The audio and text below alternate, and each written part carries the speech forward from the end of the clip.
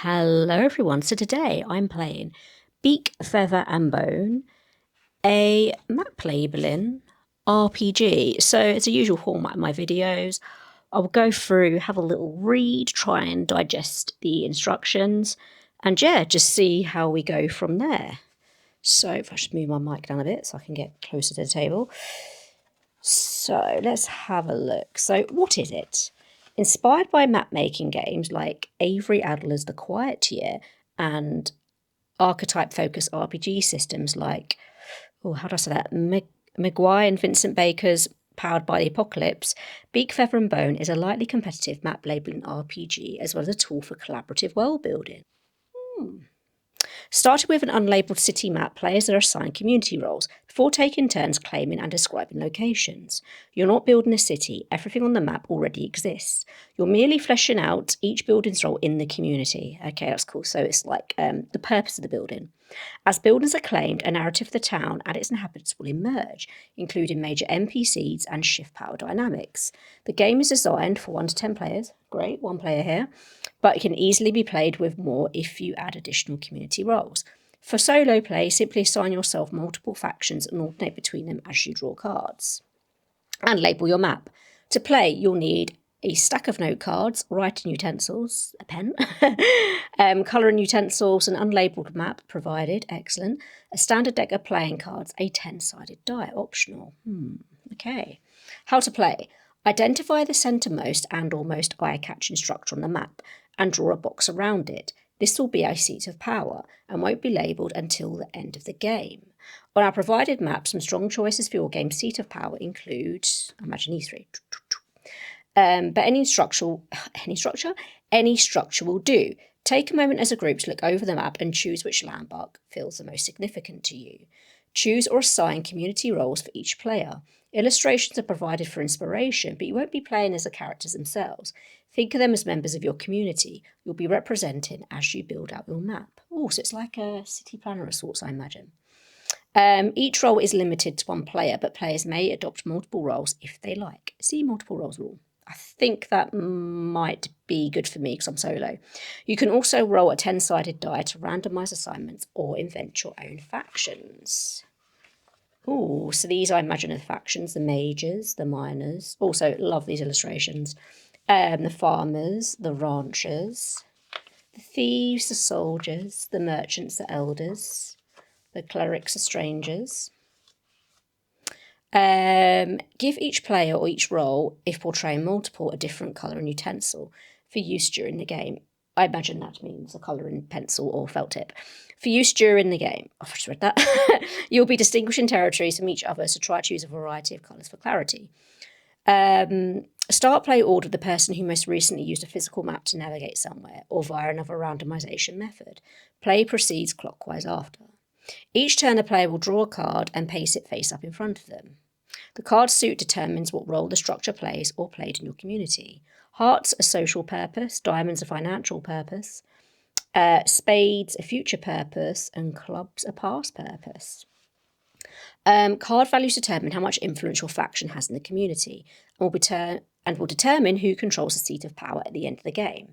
Face cards 0, does that mean? In seat of power calculation. Face cards equal. Okay, I'll return to that. With your community role, sort and influence value in mind, select a structure and claim it by colouring it in. Write your turn number next to it on the map for organisational purposes. At the top of the note card, write the colour and turn number of the structure. For example, green 3. Okay, so its colour's green and it was made on turn 3. On the rest of the note card, write 3 sentences describing the building and or its purpose. Titling those sentences Beak, Feather and Bone respectively. Oh, that's cool. Also, I have a bunch of cue cards somewhere, as followers of my channel know. I'm knee-deep in writing a novel at the minute, and I bought them to actually organise scenes, so that might come in handy in the editing process, but I'm digressing a bit here. Yeah, a stack of note cards, so yeah, I could definitely use those. So Beak, what do people say about this place? How would a non-player character describe it?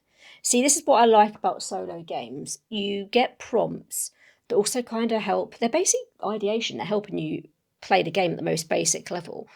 But they sort of train your brain into interrogating things for when you're creating your own things, be it, you know, novels, poetry, screenwriting, writing films. So yeah, I find solo games or these types of games, just sort of, you know, RPGs in general, yeah, they really train your brain in thinking in a particular way to create things. So if we go to feather, that is describe the structure's appearance. What does it look like on the outside? And bone, regardless of its appearance or reputation, what is a building like on the inside? This could be a physical description of the interior or an insight into the structure's purpose. Try to keep your descriptions brief and don't feel obligated to define every little detail of a location. Some buildings' roles in the community will become clearer as other players flesh out the map, and some will simply contribute to the local flavour. Either way, this is a collaborative game, so build off each other's choices and don't contradict them. Instead, lean into the rivalries and alliances or distances that emerge between communities. If you draw a face card, a jack, queen, or king, on the back of your note card, also describe a rival from another player's community who opposes that building's purpose. Similarly, describe the rival in 3 sentences, labelled beak, feather, and bone. So this is like the other side of the coins. This is labelling the rival. So before we were labelling buildings, now we're labelling people, I suppose. Beak, what is your rival's reputation? Feather, what is your rival's appearance? Bone, what is your rival's true motivation? After describing a landmark and or rival, move to the next player. Repeat this cycle for a set number of turns, 5 per player for example, or until you run out of cards. After the final turn, each player adds up the cards they've drawn over the course of the game. The player faction with the highest total has the most sway in the community and is given control of the seat of power. They get to describe the seat of power with their faction in mind. So I imagine, if I've got this right, could be wrong, that in the beginning where we had options for seats of power, the person who wins perhaps gets to choose their version. There are a few ways to handle seat of power math. Interesting. If players would like to portray more than one community, make sure each community receives the same number of turns. Turn order follows numbers under each roll, 1 to 10, or simply doubles back. Give each player the same number of turns, but they must decide which community they'd like to assign each draw's value and description to. Keep seat of power sums separate and total them by role, not player. For less competitive play, put all chosen roles in a single pool and allow players to pick and choose from any in play. Any blank spaces, any unlabelled structures still exist as part of the city. They just aren't defined in the city's canon yet. Ideally, should an RPG campaign utilise this setting in the future, GMs will have enough of a fleshed out map to help inspire their story, but also enough breathing room to add additional narrative elements to their city as needed. Play example. Player 1 represents the ranchers and draws a 9 of diamonds. That means the building that they define should serve a financial purpose. They select a tent-looking structure, colour it red and label it 1. On a note card they write, red 1, the slug tent. Beak, where ranchers showcase and sell the giant slugs they raise in caves surrounding the town. Feather, bright red and white cloth hang outside with banners and signposts marking entries closest to specific rancher stalls. Bone, giant slugs languish in pens. Ranchers present their herds to prospective buyers. And butchers run food stalls serving up premium cuts. Interesting. So if we go back to the examples of beak, feather and bone for structures, we can see, come on, where are we? I think I've actually skipped the page I want. Or maybe not, or maybe I have, but I skipped it further along than I thought. Aha, here we go. Yeah, so what do people say about this place? How would a non-player character describe it? So that's our description. Feather, describe the structure's appearance. So yeah, it's got red and white cloth hanging outside. Bone, regardless of its appearance or reputation, what is a building like on the inside? So you can include things like a physical description, or an insight into the purpose. So here we have more of an insight into the purpose. This prompt is telling us what is going on. So it's not highly descriptive because I suppose that's covered more in feather. So yeah, it's more active. So I'm going to read through to player 2, even though I'm playing this as a solo, but I think there is a solo option in here, maybe? I swear I read it on alternate play. Bios. I swear I saw it. We may get to that in a bit, and maybe I'm just skimming too much.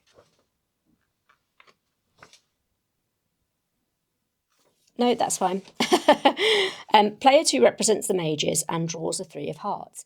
That means the building they define should serve a social purpose. Okay, we all remember the categorisation with the playing cards and the different suits. They select a small round structure, colour it green and label it 1. On a note, they write the brewery. So again, we're going with that formula of what do people say about the place? Beak. A brew house and social club where alchemists gather together to share their latest potions with each other. Some magical, some alcoholic. So feather is describe the structured appearance.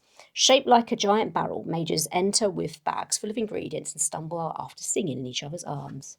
Bone is, what is the building like on the inside? The mages are intensely competitive about their brews and constantly try to one-up one another, either with creativity of their potions' effects or the quality of ingredients used. So then we move on to player 3. So this represents the clerics as they draw the King of Spades.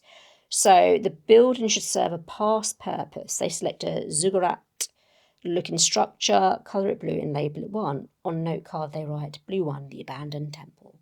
Beak, no one goes into the old temple anymore. It's been sealed up for years after its congregation disbanded. Once pristine, the old temple's multi-level structure is caked in graffiti and sand, with various gangs tagging and retagging its multiple levels. Bone, secret rituals are still being held here, but acolytes enter through tunnels from caves beneath town to avoid being discovered. Because player 3 drew a face card, they also need to create a rival in another player's faction who opposes or oppose their builder's purpose. Interesting, so we can go with the past tense as well. So yeah, they may not be an active rival, but maybe in the past they were. Flipping the blue 1 note card over, they create an entry for a rival mage. Cleric rival, the mage Cordell Cassis. Beak, Cordell is renowned throughout the city as a scientist. It's a person, of course, it's a rival. Cordell is renowned throughout the city as a scientist, mathematician, and philosopher who first made the case for Ravenfolk evolving beyond wings rather than having them removed as divine punishment. Feather, a studious, lanky Ravenfolk dressed in leathers, speckled with ink stains and acid burns. Bone, a staunch atheist, it was Cordell's teachings that intentionally turned the local majority away from religion, earning him multiple secrets. Oh, sex ire. So I read that secrets then. Player 4 represents the strangers and draws a 10 of clubs. Yeah, that is right. My brain just cut out then. That means a building they define should serve a future purpose. They select a circular structure on one of the city's upper tiers, colour it yellow and label it 1. On a note card they write, yellow 1, the observatory. Beak, once a watchtower, whoever owns it now seems more interested in the sky than the city below. Feather, no one is ever seen coming or going, but the roof opens and a giant telescope emerges every night, without fail, and gazes up at the stars. Bone, the strangers gather here and keep a silent vigil each night, waiting for a sign from the cosmic horror they know will someday descend upon the city. After this round of play, the factions' points total are as follows. Ranchers 9, Mages 3, Clerics 0, Strangers 10. If we were to stop here, then the Strangers would have the most points, earning them the seat of power. Because of the number next to the suits. I get you. Okay, so you're tagging up the number. For some reason I thought maybe it's just like physical cards you collect, but that doesn't make sense because it's like equal turns and stuff. Player 4 colours the seat of power that was chosen at the start of the game, yellow. Gives it the next number in their sequence, in this case 2, and fills out one final note card. Yellow 2, the palace. Abandoned by civilization that once lived here, the palace now serves as both the mayor's residence and a city hall. Feather, the palace appears emptier and emptier of late, with the mayor cancelling most political events and eerily quiet newcomers being spotted, peering down from its ramparts. Bone, the strangers have planted an alien parasite in the mayor's brain and now control the city from the shadows, secretly preparing to serve it as a feast to cosmic horror foretold long, long ago. And you're done. You can stop the story here, or a GM can gather the map and note cards and use it as a setting for details in a future campaign. Wow, that sounds really cool. Okay, I can't wait to get into this, because knowing me, I'd want to generate a story out of this. Not just a game, but, something that, you could create hundreds of thousands of words out of. Their people go, so the Ravenfolk, their people go by many names. Kenku, Tengu, Ravenfolk, and sometimes worse, monster, minion, evil. You've probably heard the legends too that millennia ago, Ravenfolk served a powerful god, or demon, or warlock, or being beyond comprehension, and that they somehow displeased him, and that displeasure led to divine punishment. The Ravenfolk's wings, once their pride and joy, were taken from them, shriveled into stumps before disappearing entirely. Not even skeletal signs of the lost appendages remain, leading some to wonder if they were ever there at all. According to legend, the deity took their languages as well. A jealous god, they wished to protect their secrets, leaving Ravenfolk with only Mimracy at their disposal. This, however, is patently untrue. Ravenfolk are no more limited in speech than any other sentient species. On the contrary, they are more skilled in languages than most, picking up on dialects' nuances at astounding speeds. Generations of mistrust have merely taught them the value of silence, whether perceived or actual. Similarly, because their wit has been employed against their patron, the spark of creativity was supposedly torn from their souls too, condemning them to a life of eternal subservience to their betters. The last myth is an apocryphal excuse for racism, pure and simple. Still, Ravenfolk stereotypes are hard to shake, even in their own communities. Often Ravenfolk will look at the birds of the sky, flex their shoulders and wonder, we're so alike in other ways, why is this crucial difference? Why this crucial difference? What advantage is there to being confined to the ground? Surely this was never the plan. Surely this is a punishment. Surely we're sinful people. Thus cycles of self-hatred continue. Many Ravenfolk desire nothing more than to return to the sky. They rigorously pursue magical knowledge of their express purpose of regrowing their wings. Others train as artificers, creating wings powered by gears, leather and steam. Still more travel the world in search of magic carpets, enchanted boots and witches' brooms, to at least chase that high. They crave even worship the sky. But the most influential of their communities live in the tallest towers and structures. Ooh. Other darker impulses have emerged from the legends, bent to miss their own purposes. Some will punish Ravenfolk by tossing them from high places, as a reminder of the flight that was stolen from them. The worse the infraction, the farther they fall. Others will discipline Ravenfolk by forcing them to wear false gaudy wings for the length gaudy wings for length of a sentencing. Some religious fanatics will even fashion penance wings of their own, punishing themselves for whatever sins they or their ancestors have committed, or may have committed. As with any creation myth, however, there are other legends and interpretations as well. The fall is merely the most prevalent one. For some Ravenfolk, their lack of flight is seen as a blessing, not a curse. In an alternate creation myth, ancient Ravenfolk once carved power beyond their reach, but before they could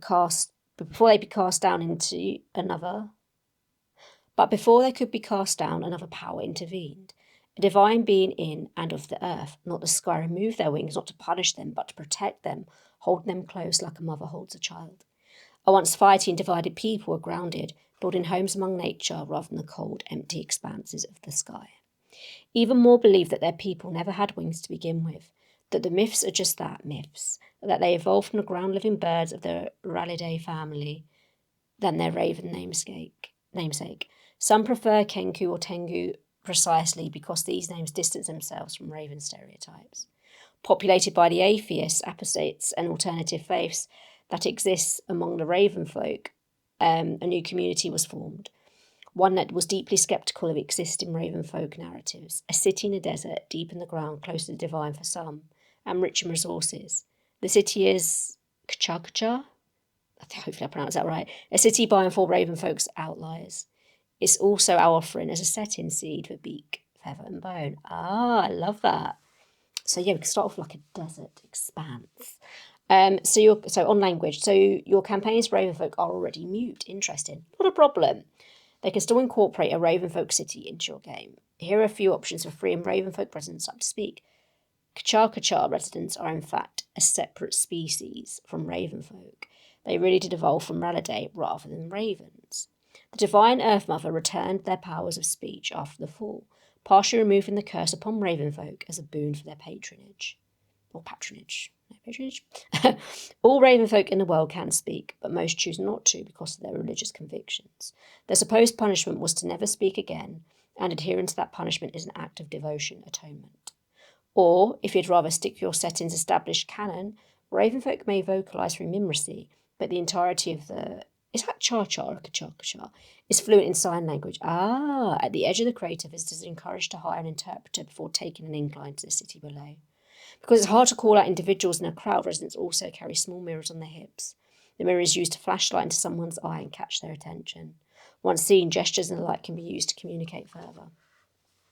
On role-playing, remember these Ravenfolk are smart, and some of them won't have patience for visitors who refuse to learn sign language or hire an interpreter. But visitors without either aren't uncommon either. Most merchants will have slates and chalk on hand or signs with common words that customers can point to.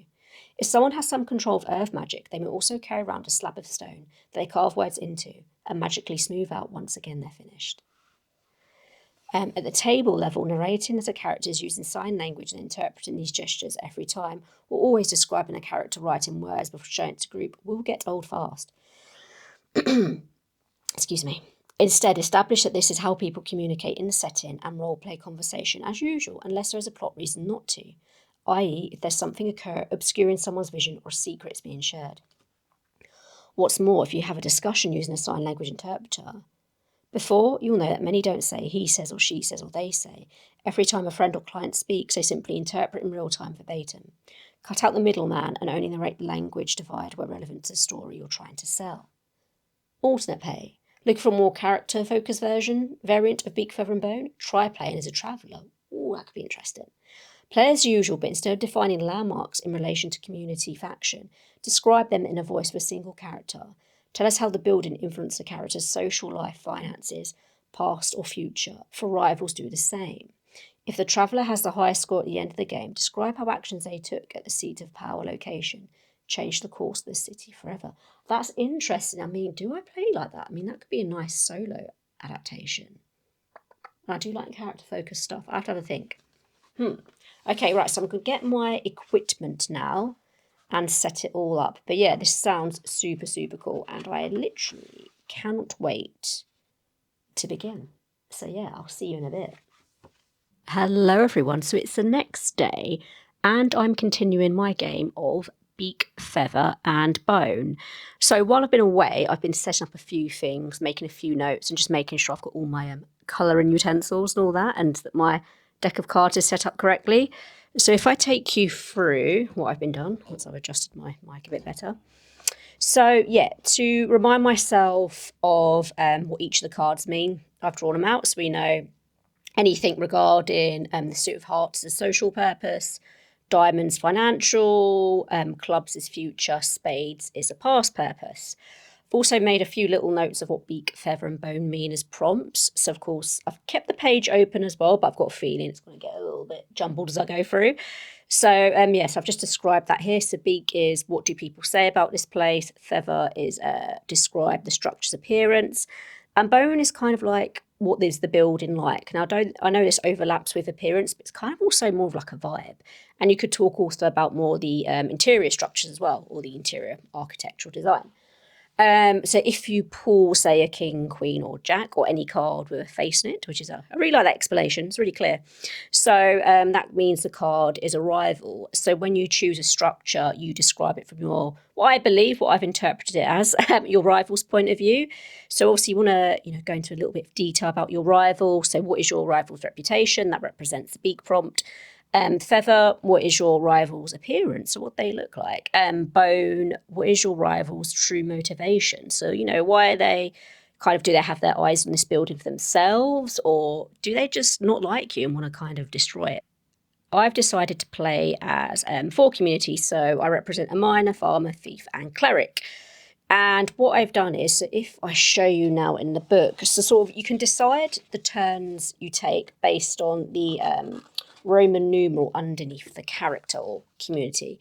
So here, for example, we see an X, which represents 10. If we've got 9, 8, 7, 6, 5, 4, 3, 2, 1. So, yes, that's how I sorted that out, knowing when each of my communities were able to take a turn. So I'm going to see how the game progresses, because what I like doing, and it kind of does go a little bit against like the, how do you word it? Not rule, but hint or tip. So it says, try to keep your descriptions brief and don't feel obligated to define every little detail about the location. Now, I think maybe that's in there to stop people being overly verbose, like describing every single like brick in the building or something like that. But for me, I want to tell a rich story, let's say, because that's what my channel's all about. It's all about storytelling, creating a narrative. So for me, when I'm describing buildings, of course I'm going to describe, you know, what they look like. But what I want to more lean into is sort of rivalries, alliances, and distances. So this is kind of what the paragraph hints at as you go down. It's like maybe don't focus on the physical aspects of the building, keep that brief. But as the game goes on, you'll understand more about rivalries, you know, alliances and distances that occur between communities. Obviously, as a solo player, I have the luxury of kind of thinking of this in my mind as I'm going along. And I think I might be able to introduce these things sooner than what I would have done had I been in a group. So yeah, I'm going to keep that in mind from the very beginning, because even now I'm seeing, you know, miner, farmers, thieves, clerics, oh my, and thinking, you know, what could the friction be between these groups? How could they help one another? So even from now, I'm already coming up with little story ideas, and then the map will serve to further, you know, flesh out what I'm thinking and how I can build sort of meaningful relationships and sort of, I would say character development, because I'm not looking at characters really, but communities, you know, bonds between communities, and also, you know, the opposite of that, like fractions, what's the word I'm looking for? Breakdowns between communities, that's it. So yeah, those are my first thoughts at the moment, how I'm going to approach the game. Is there anything else? I've spoken about rivals, which I think is going to be very important. I really hope I draw a few face cards, because I want to kind of speak about a rival. So yes, I think I'm ready to play. So if I put my little page holder back in. So yeah, sorry, forgot to say, going back to the cycles, so I might have mentioned this. Yes, I'm going to see how it goes. I may just do, depending on how detailed I go, I could just do like 1 round per character. So this game only ends up in, you know, 1 cycle and sort of 4 turns, if you take into account the 4 communities. So yeah, we'll see. We'll see how I get on, see how I write, see what I'm feeling. If, for example, I'm going along and I'm like, I haven't quite got enough in here yet, of course, I'll go for another cycle and we'll go through the 4 characters again. So let's begin. So miner, let's draw our first card for miner. Oh, that's an 8 of hearts. So miner, and this is turn 1. And they got the 8 of hearts. So if we look at our little notes, that is a social purpose. So the building I or they choose will be for social reasons. And 8 is their score. So to obviously achieve the seat of power. So I'm not sure if I mentioned that. It was in the intro where I talk about the rules. You tot up the numbers in each card. So at the minute, the miners done quite well. They've got an 8. So actually, I don't know where I'm going to put this. I'll leave it there for now. So what are they going to choose from the map? Oh, before I forget, I need to choose a seat of power. Okay, before I get too into this.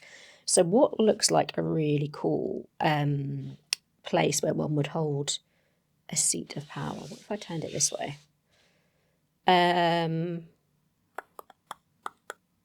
Do you know what? The way I'm looking at this, I'm seeing as these being on different levels, sort of elevation, and normally if I was in power, I'd want like the lay of the land. So I'm going to choose this. It's going to be our seat of power, and it's in purple to differentiate it from the rest of the map. No, I can't see it. I shouldn't have done that. Right, so we have our seat of power. So at the end, the community with the highest amount of total. So if we're going for 1 round, if I don't pull a card more than 8, then the miners get the seat of power. So yeah, that's that done. Right, so let's choose a building they'd like and colour it in. So miners are going to be blue. So miners, I'm thinking they want to be underground in this game, in the community. Could be a million one reasons for why they'd want the opposite. For the purpose of this game, I want them underground. So let's have a look. Is there anything? Well, this is a lower level. I feel this is obscured. We'll go for this little place. This will be miners. I think I've got to fill something out that this belongs to the miners. So on my card,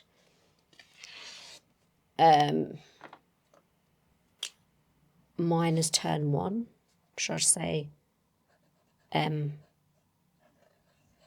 I don't know if I've done this right, but so okay, let's read this. With your community role suit and influence value in mind, select a structure and claim it by colouring it in. Write your turn number next to it on the map. Okay, that's cool. I've also put the M for miner, so I didn't need to do that. So all I need to do is my turn numbers. Turn 1, first person to go. At the top of the note card, write the colour and turn number So this is the miner's note card. I may, again, if I'm starting to write too much, I may abandon the card or just keep it in a book. And because I'm a solo player, I know how to keep track of what I'm writing about. So, so it was blue. I won't go into turquoise or light blue because it's yellow and green the others. And blue 1, turn 1. Oh, okay. I suppose it's yeah, I think that's right. Yeah, cool. And yeah, so I've just realised I only got 3 colours out because initially I was only going to play as 3 characters. I've entered a 4th, so I'm just going to get another colouring pencil. So our clerics, I believe, are going to be green.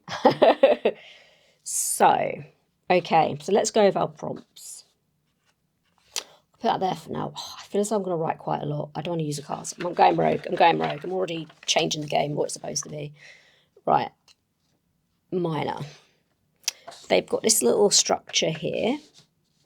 So, Beak. And according to Beak, we need to, what do people say about this place? And it's a social place. We know it's social and we know they're miners. They enjoy being underground because that's part of their job. See, they feel safest underground. So I'm going to say, is it old? Is it a new structure? I would say, do you know what? I'd say it's a new. So, and what it's going to be, I think it's going to be like a community hub. So maybe it's somewhere, almost like a social club for miners. Yeah, okay. So what is the bone? So Feather describes structure's appearance. What is this building like? Interior structural process. Okay, so we're kind of getting a vibe now. Okay, so the miners are built for a social reason. People, outsiders are aware it's like, a social club for the miners.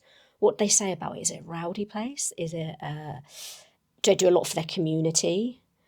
Is it well looked after? Is it, yeah, it's new. Okay, so Beak, let's focus. What do people say about this building? I say people enjoy it. People, I guess they admire the miners. Do I need to name it? Nah, not for now. The Miners Club. It's a state-of-the-art feat of engineering.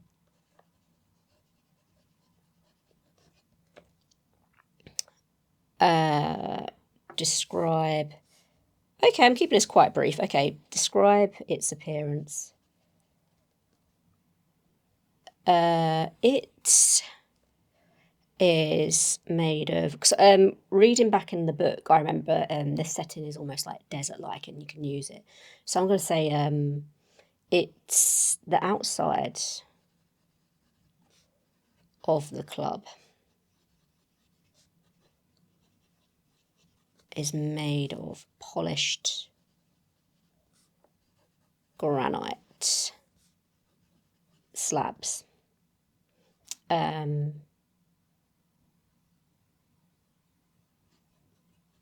Each slab has a iridescent, I haven't spelled that right, quality, and sparkles in the sun. So I'm thinking, I know I said this is underground, but maybe there's like obviously ground level and it goes deeper. So, bone. What is the building like? Interior structural purpose. The building descends 6 levels. It's quite substantial. Let's just say mining in this particular area is, it's a very, say, affluent job to be in. What are they mining for? Is it precious stones or is it more practical materials? So things related to building and construction. Haven't thought of that yet. We might work on that as the game goes on. The building descends 6 levels. Each cater to the well-being and social health of the miners. This is important because the job hours are both physically and mentally demanding. Okay, now I'm glad I'm writing my book now. I don't think I've got that all on the card. Okay, so I think I've encapsulated all that. So let's have a quick review. Beak, what do people say about this building? They admire it. They think it's great. They love to look at it. It's very aesthetic. We'll put that in. And people appreciate that. Describe the structure's appearance. The outside cover is made of polished granite slabs. Each slab is iridescent quality and sparkles in the sun. What is a building like? Interior structural purpose. Building says 6 goes to well-being and social. This is important. Sorry, I'm mumbling now. Read that again. The building descends 6 levels and caters to the well-being and social health of the miners. This is important because the job/hours are both physically and mentally draining. This is a building. The miners feel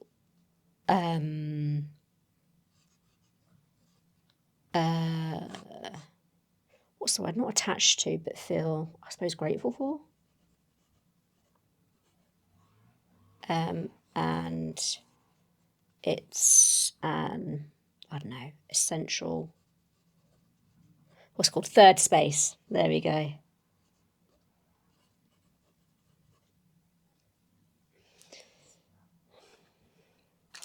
Okay, so our first building is for miners. It's kind of very polished building. A lot of time and effort has been spent in this. Of course, they're miners, so, you know, they're very good at cutting stone. Yeah, it's very well engineered. It descends 6 levels and it caters to the well-being and social health of them. It's important because the job and hours are both physically and mentally demanding. And yeah, it's a building the miners feel very grateful for and attached to, and it's an essential third space for them. You know, it's where they can bring their families and stuff, hang out, and when everyone else loves it, they're like, yeah, good for them. So they've also got an 8, which puts them kind of at the moment at the forefront of potentially getting a seat of power. But yeah, at the minute, I feel as though I'd put the miners as quite a privileged group. You know, is that how you spell privilege? I can't remember. You know, it's quite a wealthy industry. We'll see what comes out later. Are they philanthropic or do they just look after themselves? Who knows? Okay. Next up is farmers.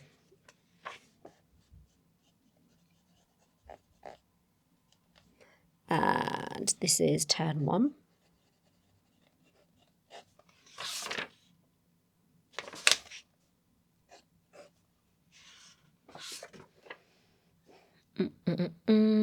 Okay, let's draw a card. Put you back at the top.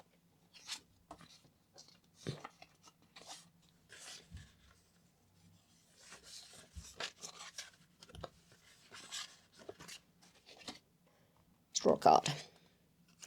Ooh, 10 of spades. This is interesting. Okay, so they've outperformed the miners now for the seat of power.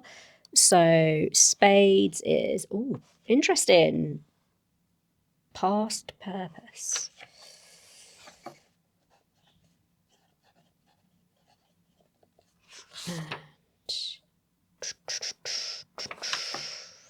And let's do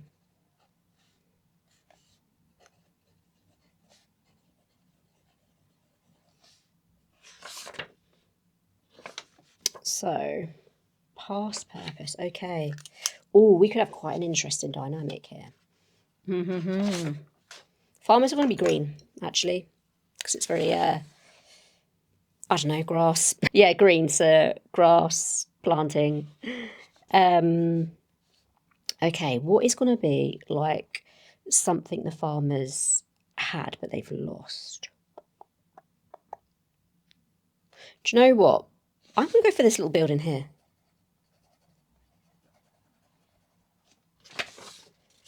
And I'm going to put a 2 next to it because it's the second. I think this is how I do it.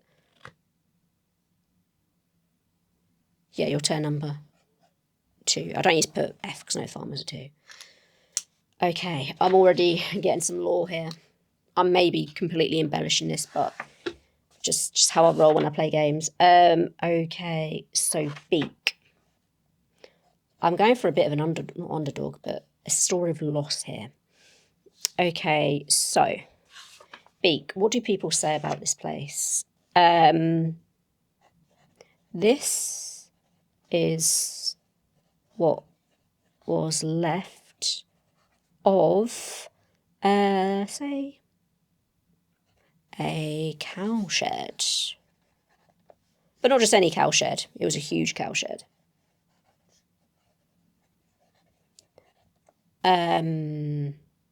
It's dilapidated now.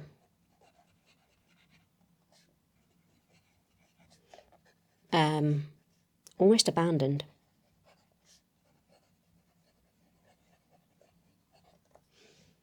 I'd say the miners, when the miners began, when, say, a precious stone or material was discovered, obviously the miners, mined it and made a lot of money, but the mine sort of like location, let's say, because let's just say this little social area is near underground where they mine. So, but the farms and that were in the way. So the miners pushed the farmers out. So, almost abandoned. Farmers have very little power now. Say in where they can farm.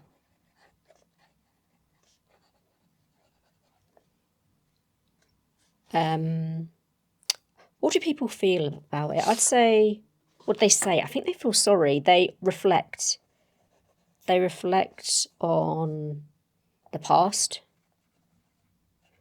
and how unfair the farmers were treated.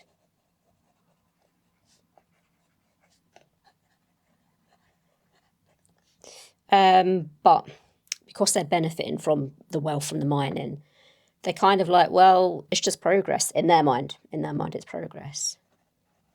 But as unfair as it was, the other communities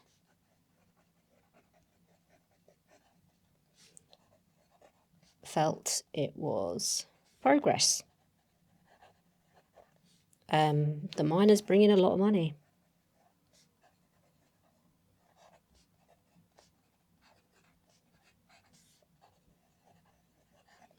Okay, now I've written a lot for that. Feather. See what you can do with little prompts. Very powerful tools for storytelling. Feather, describe the structure's appearance. Oh, I've kind of done that here, but we're going to go further into it. I'd say the cowshed is a relic of the past.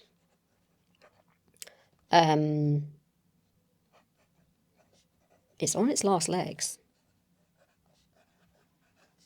But the farmers will never surrender it, unless they have to the miners.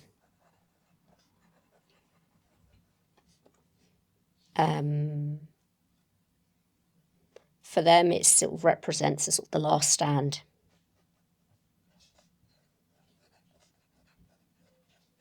Against being pushed out. And the deprioritisation of, I suppose, homegrown food. Because maybe what's happening is they're like, well, this is becoming more of an industrial area now. Why don't we just import the food in? Why do we need to grow it ourselves? So the farmers are kind of like, they're very much, they've been beaten down, I'd say. They're feeling, yeah, restless, resentful, and completely and utterly, so it's angry, furious.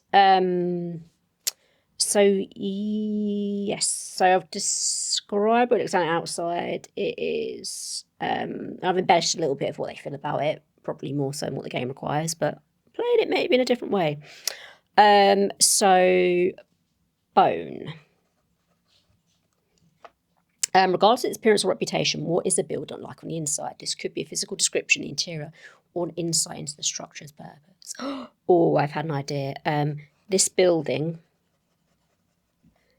is a secret meetup point. Its location makes it the ideal spot to spy on the miners. Kind of like a place to gather intel, to meet, to talk, to describe their next moves. So yeah, this is actually fleshing out to be something quite good. So far we've got a very affluent community of miners that are kind of taking over this little area here. You know, whatever they're mining for, be it a rare material or precious stones and metals, you know, there's a lot of money involved in that trade. So they've got this huge sort of social club that goes underground. It's made out of this beautiful granite material. It's very eye-catching, you know, people like to look at it. But next to it, we have like a little kind of the remains of a shack. And, you know, this shack used to be perhaps part of a bigger stone building, and it was the stables of where, not stables, sorry, it was a cow shed, but all the cows took shelter when it rained. And actually, no, it's a desert. Does it rain? They took shelter from the sun. You know, when it's particularly hot and arid. And for many, many years, this area, you know, even though I've got, maybe I'm tying myself into knots here, maybe that's a bit deserty, a bit dry, you know, the farmers, they knew how to work the land, you know. Daddy's very complex irrigation systems where he tapped into, you know, underwater streams and things like that. And we know they grew quite a lot of stuff, but it was always very precarious because of the climate. It was very difficult to grow. But they managed to do so. But as the miners came in and found these precious materials, the farmers were pushed away because the miners were like, well, we're making a lot of money now. You know, we can just import the food, you know, maybe open up other little mining areas. You know, it's quite difficult to grow food here. Do we need farmers anymore? And the farmers are obviously very, what's the word I'm looking for? Not antagonised, it's a lot more than that. The farmers, where they feel betrayed, they feel pushed out, they feel like, you know, almost like second-class citizens now. And the only structure of significance they have left of their sort of, you know, farms, I suppose, is this sort of dilapidated cowshed. And, you know, they hold on to it also as like a last stand, you know, against this big mining machine, let's say. But also its location is pretty valuable in that it's right next to the miners' social clubs. They can keep tabs on what they're doing and spy. And yeah, and that's where they sort of have their little rendezvous point, let's say, their meetings. And at the minute, no one knows about it. Nobody knows what's going on. As far as they're concerned, you know, it's a dilapidated building. A few of the old farm workers go there, you know, to make sure it doesn't collapse. A little bit of maintenance. But nobody knows the true purpose of this building at the minute. It just looks like a bit of an old shack. Very incognito, I suppose.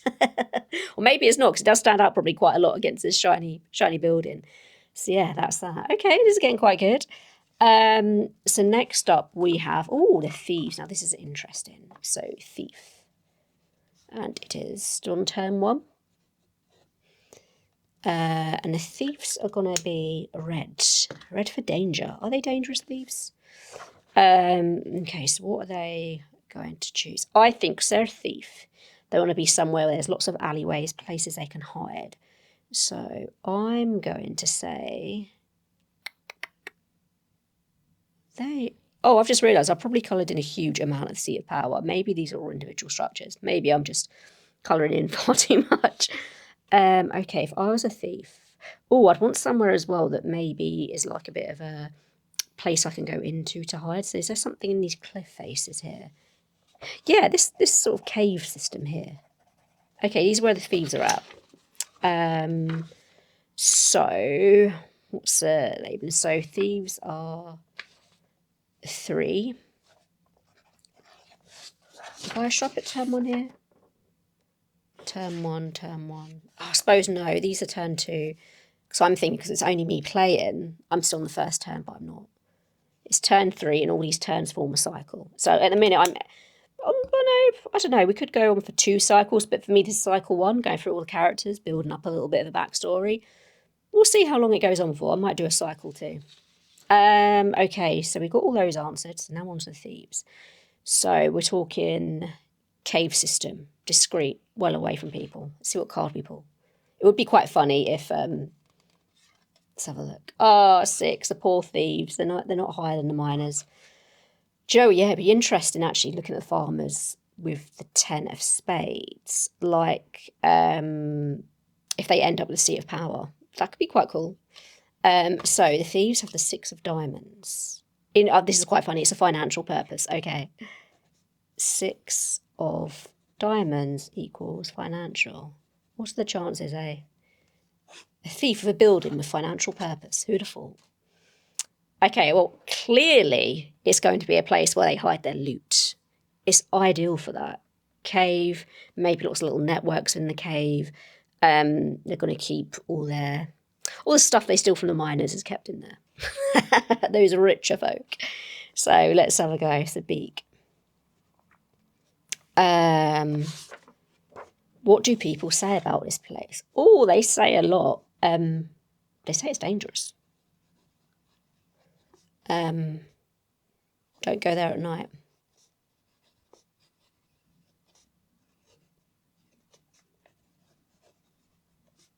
It's full of thieves and bandits.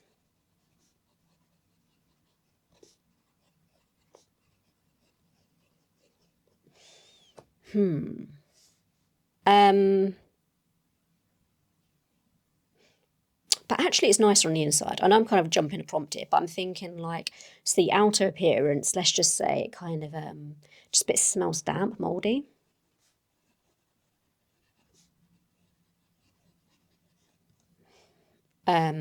Just generally unpleasant. But little do they know, on the inside, if you go further in and go down a secret down, yeah, maybe there's a secret door that takes you down.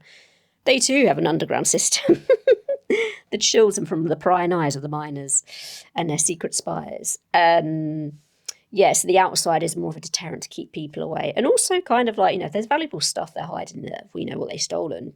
Other thieves and other bandits they want to keep away. So yeah, just kind of, a horrible place to go in. Okay, next prompt. Feather, describe the structure's appearance. Dank. Disgusting. From the outside, my add. It's in stark contrast to the miners' social club. We're talking polished granite, sparkles in the midday sun, high sun, or whatever. This is, I say it's damp and mouldy. I mean, this is the desert, but perhaps as you go in the cave, on the inside it's damp and mouldy. But on the outside, it's dusty, smelly. There's dried, caked in mud.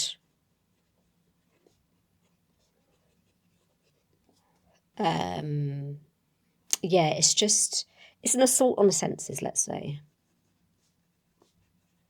Particularly the nose.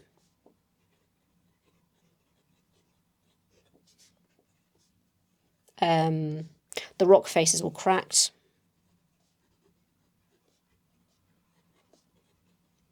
To be honest, it looks like it could cave in at any moment.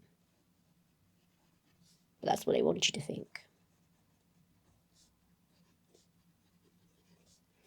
I mean, I'm thinking now, are the thieves? I mean, I know I'm probably tapping into a bit of the rivalry here, but who the thieves would be allied with? Are they on their own? Are they an independent group? Or do they feel for the farmer's cause?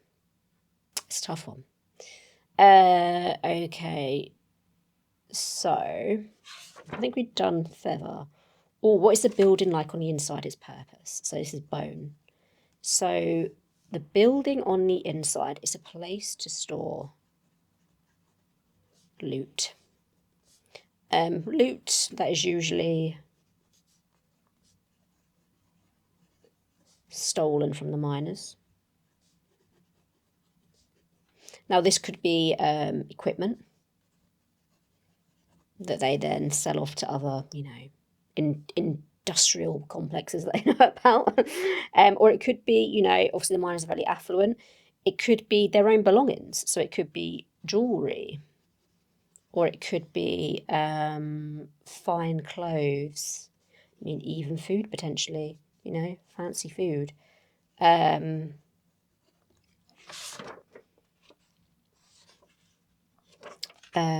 It's actually quite nice on the inside. I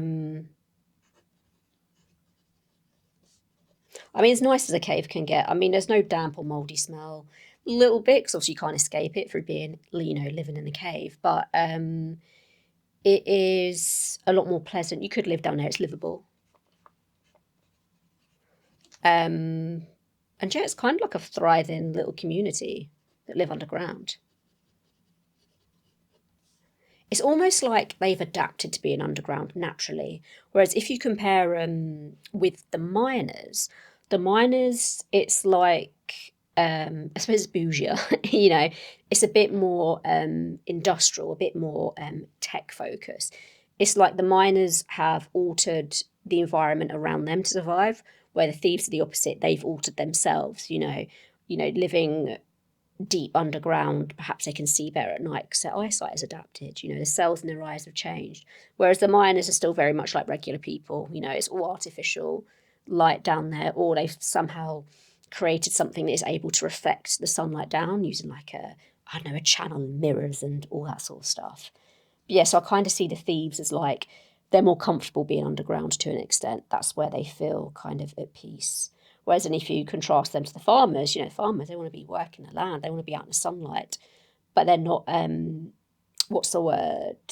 They don't want to thrive at a cost of the environment. They're still very much, want to focus on, say, the more natural route of growing food rather than, importing in sort of, I don't know, maybe more processed foods from elsewhere because they're better able to be stored and things like that. They don't go off.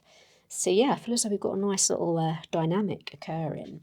So I'm going to leave the thieves from now. I might actually make a few more notes.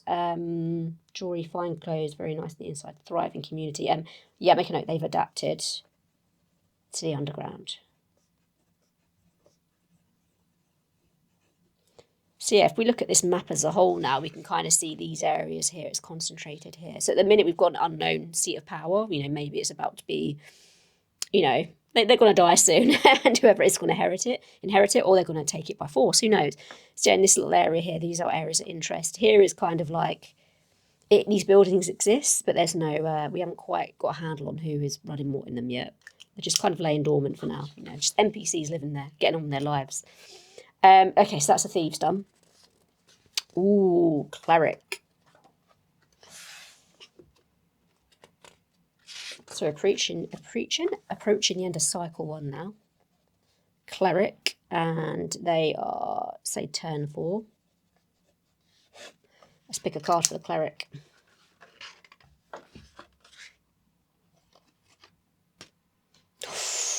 Ooh, 10 of hearts. I have to have a look. If I stay for this one cycle, what happens in a tie? 10 of hearts. Okay, cleric. Okay, it's deeply spiritual people. But are they...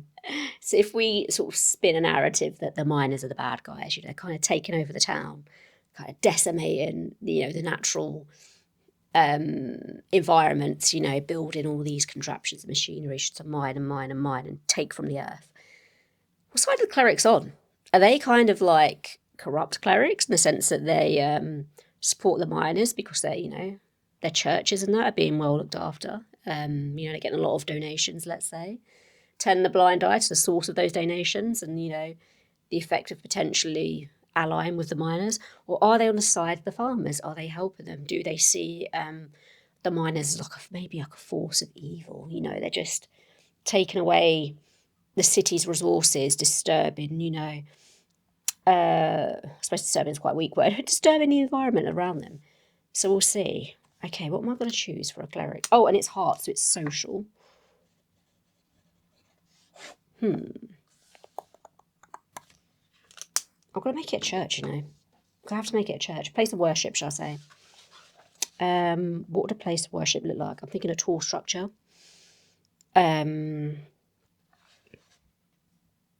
Maybe somewhere, again, the opposite of these. We want a bit of height. Maybe here. This one looks cool. This will be 4. Representing the clerics. So I know the clerics are yellow. I know the farmers are green. Miners are blue. Thieves are red for danger. Okay, so social. So prompt 1, Beak. What do people say about this place? What do they say? I'm trying to work out what side they're on. Maybe I'll get to that as I come down. Beak. People love this place. People love the church. It's very old. Makes them feel connected to their past.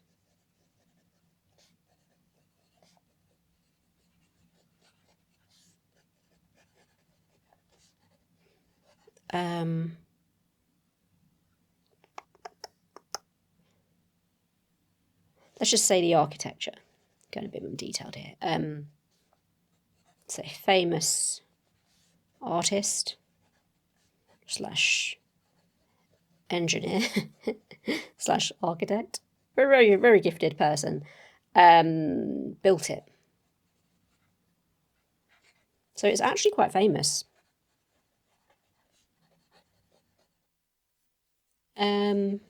And yeah, okay, I think I know where I'm going. And the miners give it a lot of donations for the upkeep. Because to them, it's kind of like, oh, we're not trashing this city. Look at us, you know, we're maintaining this gorgeous church, you know, this very famous artiste. I'm thinking lines of here like Michelangelo, Sistine Chapel, kind of. Obviously not that scale, but that's where my brain's going, you know. And I suppose maybe they resonate with that because, you know, this famous engineer or artist, you know, maybe they see a lot of themselves in this person because they are the modern engineers, let's say, mining for treasure, I suppose. Okay, yeah. Okay, that's cool, yeah, and people kind of, they know the miners give a lot of donations, but they're kind of happy about it. They see it as, you know, them maintaining that tie to their past, even though in reality what they're doing is the opposite. They're kind of, you know, they've started on the farmers, getting rid of them off the land, you know, who's next? Feather.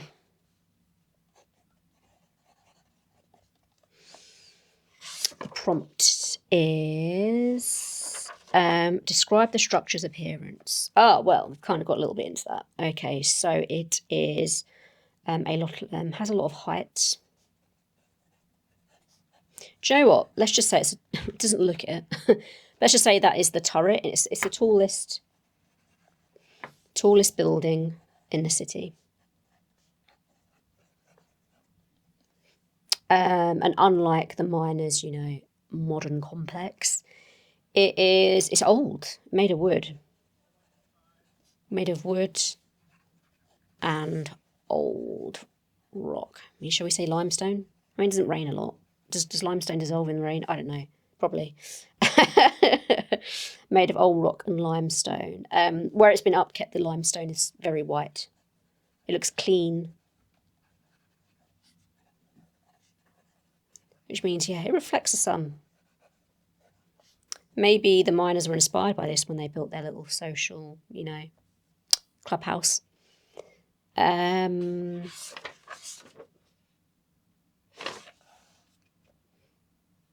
Yeah, it's just kind of very beautiful, very historic. It's breathtaking, I'd say. And many an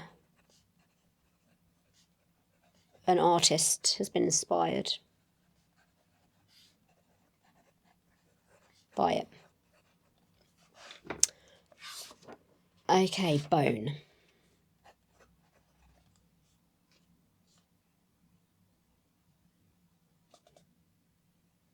What is it like on the inside? I'd say it's quite simple on the inside. It's a place of worship, quietness, stillness, and having a lot of, I suppose, paraphernalia in there would only sort of, I suppose, take away that calmness. So yeah, sort of religious artifacts take away from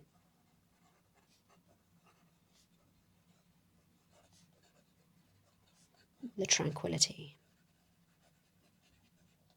And because it's made of very old materials, you know, it's constructed by a very talented engineer, it keeps cool. So it keeps very, very cool, even when the sun is blazing down on it.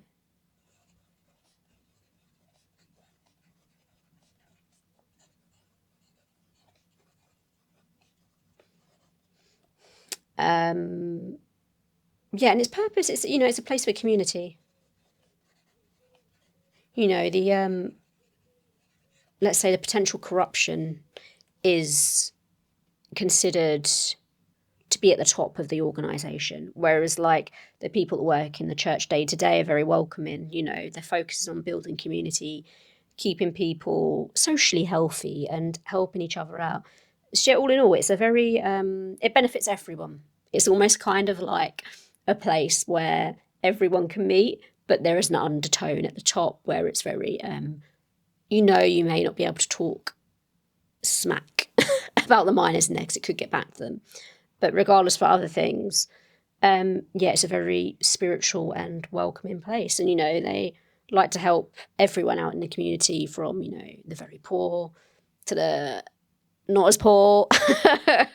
So, yeah, so even though they receive a lot of donations from the miners, they do put the money to work, even though maybe one could argue they should question where this money is coming from and perhaps not accept it, find another source of donations. But yeah, so that's the friction now. I mean, have we done everyone now?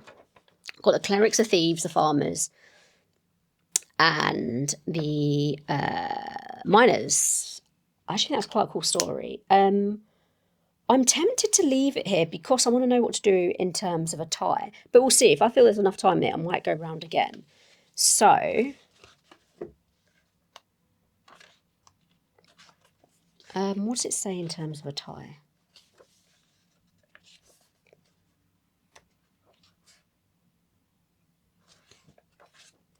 Okay, so I've come to a decision to break the tie. I've got my little yes or no coin.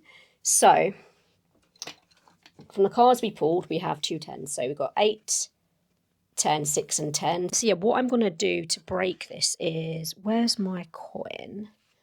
So, read this again. Oh, my trusty yes or no coin. I'm going to finally put this to good use. So I've got my dice tray out as well. So let's have a go. Right, I'm going to spin it and just see what we land on. So what I want to ask is, the 2 10s are between the clerics and the farmers. So who gets a seat of power between these two? So I'm going to ask it directly. Of course, the farmers came first. I'm going to say, do the farmers win the seat of power? Yes or no? Right, let's spin this.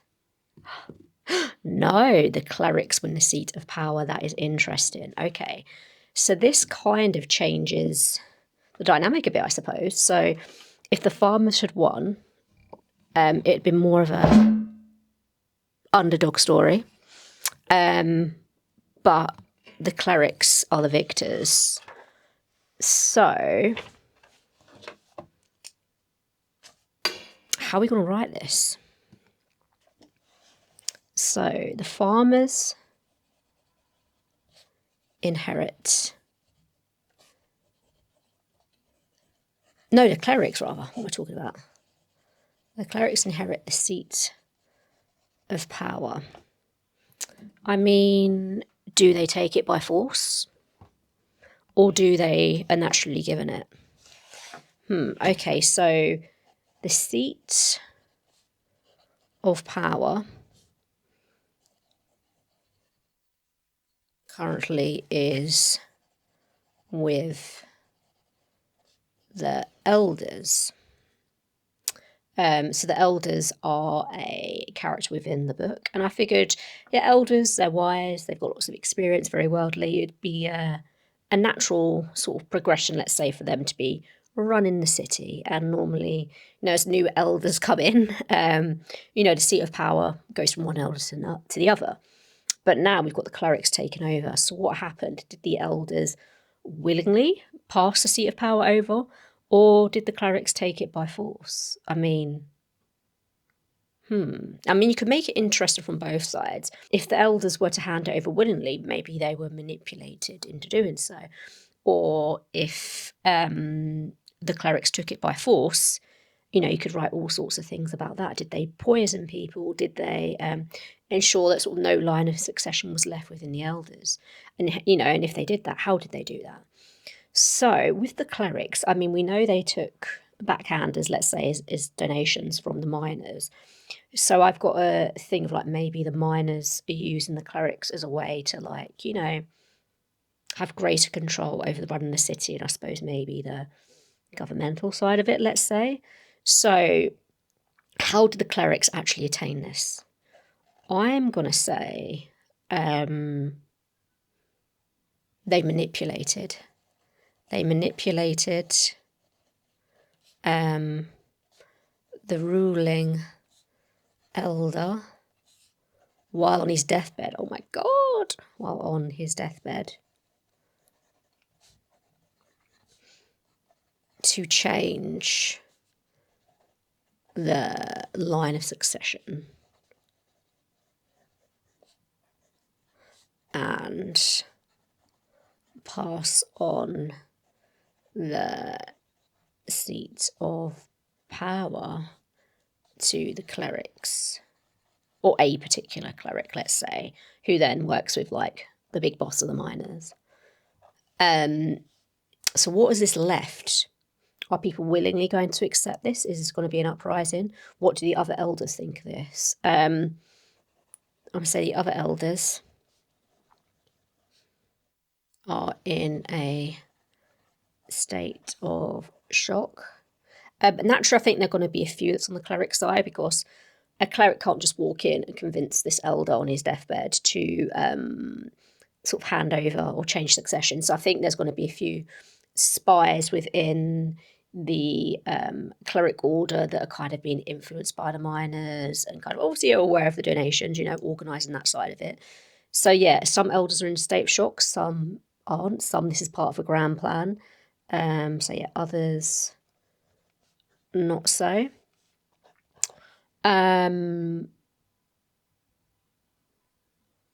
Okay, what else happens? What does this leave in its wake? Is it going to be devastation? What do the farmers think? The farmers are devastated. They know the relationship the miners have with the clerics, so naturally fearful, even more so for their position.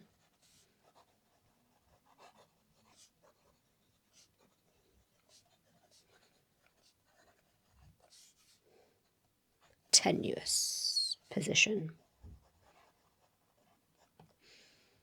Okay. Yeah, because it's almost like the cleric, I'll sort of build this scene of the elder is on his deathbed and he's kind of, what's the word? Worried, let's say, about his past transgressions. And, he's, worried about what this means for his afterlife. So yeah, the cleric comes in to kind of bless him, absolve him of his sins. And while doing this, it's okay, if I do this, will you sign over? Or maybe it was part of a prearranged deal and that's when it would happen. The cleric would come in to do his, I suppose, last rites, as it were. And yeah, it's during this that the line of succession is changed. So, and this causes an uproar, understandably, but also a sense of achievement in some of the other clerics. They've worked hard for this. They've been planning this for many years. And in terms of the other factions that are affected, so the farms are devastated. I think the thieves, they're not sure what's going on. They know what's going on, but they're not sure what to make of it. I think they're naturally worried because the miners are getting very powerful now. But I think they've got to lie, though, and assess the situation.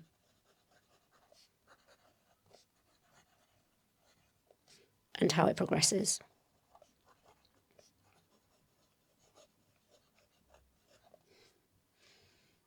Who else is there?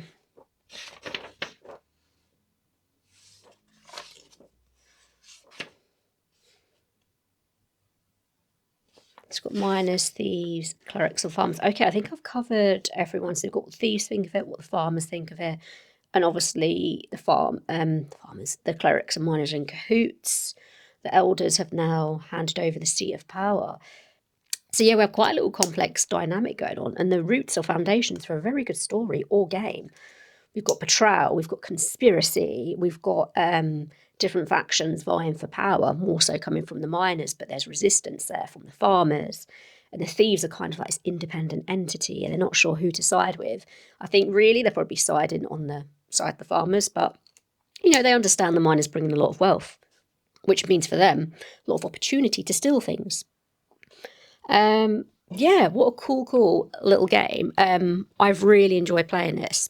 I mean, so far in total, this has taken me about, I'm not sure what the length of this video is, but it's taken me about, say, just over an hour to do, I think, in terms of just setting it up, think of the ideas, actually playing the game. So yeah, if you want like a quick little exercise to develop a story, I highly recommend it. It's so good for like world building. And yeah, it's just so much more, in my opinion, than a map labeling RPG. It is a world building tool, in my opinion, even though the world sort of already exists here. But, I could just take this and just in my brain create, new structures and, use these as like an initial template, let's say. But yeah, it's really, really good. And I'm glad I used my little, wherever it's gone, it's in here, my little yes or no coin, finally on camera. So yeah, that was really cool. Initially, so I had to reshoot this ending because I got my factions mixed up. So in an alternate session, for some reason, I thought the miners had the 10. So it was between the farmers and the miners. And in that situation, the miners actually won. And they won the seat of power. Now I look back at my notes, so, oh no, the miners weren't 10. It was between the clerics and the farmers. So yeah, but in a way, I suppose, with the clerics winning now, it's a similar storyline, except the other one was a lot more bleak. It was like, okay, the miners have directly asserted themselves now. But yeah, but it's funny how like even with the clerics, it's a slightly different ending, but it's something in the same vein. I was secretly hoping for the farmers to win because it meant I could have written something completely different. But yeah, let me know what you think in the comments and if you will be using this game to help flesh out your world. I mean, as well, you can then take this and develop it further with like the Ravenfolk lore. And so yeah, I mean, you could create a whole game based on just the lore within this and using the map and the setting you've just written about. But you could just take it off with with whatever you want to do with it and create something completely new. So yeah, great game, minimal setup. You could just go in and play right away. And yeah, I've had a good time. So yeah, I think I'll stop the video here and I'll see you in the next one. Bye for now.